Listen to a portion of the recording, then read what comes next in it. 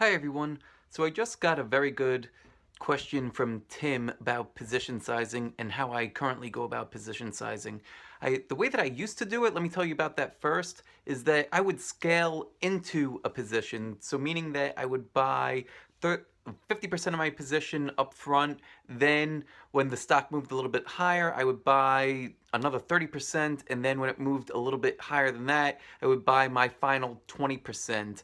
And so the benefit of doing it that way, or I thought was the benefit of doing it that way, was that as I'm being proven right, I'm adding to the position.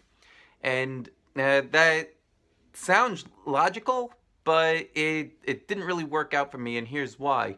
Often what would happen is that a stock would end up pulling back after I would buy it, right? So you scale in, it goes through the places where you would buy your additional 30% and your last 20%, and so you have a higher average cost, and then after it's broken out, the stock just pulls back, and then it would mess with your mind, and you just end up selling out of position.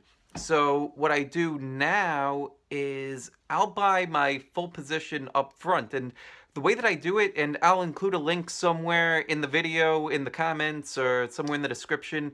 The way that I do it is I use this position size calculator where I will back into the number of shares I could buy. So for example, let's say there's a stock and I want to buy it at $100 a share, and the place that I would exit if I'm wrong would be $95 a share.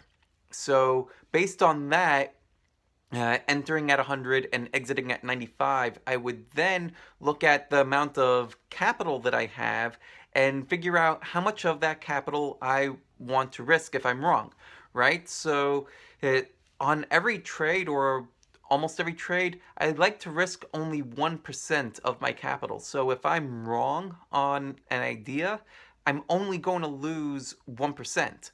So I would then take that number.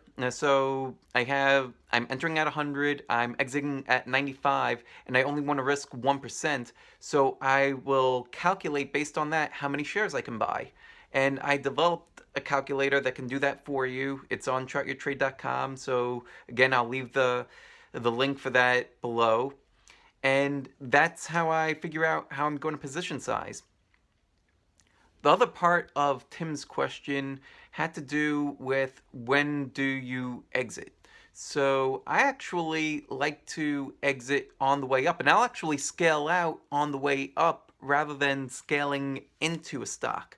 So I'll buy my full position up front, and then as I am progressing in the trade, I'll start to lock down gains. The first time that I like to lock down gains is when I've made somewhere between 2 to 3% of the amount that I've risked. Then I'll typically take off anywhere between 25 to as much as 50% depending on how the stock is acting. Then as the stock continues to progress higher, the next time that I'm looking to actively take something off the table is when I've hit somewhere around 4 to 5 times the amount that I've originally risked. And then that last piece, I'm going to let it run for as far as I can until I'm getting some kind of either an offensive or a defensive sell signal. So I hope that that was helpful for you. Like this video, leave a comment down at the bottom, let me know what you think, and I will talk to you again soon.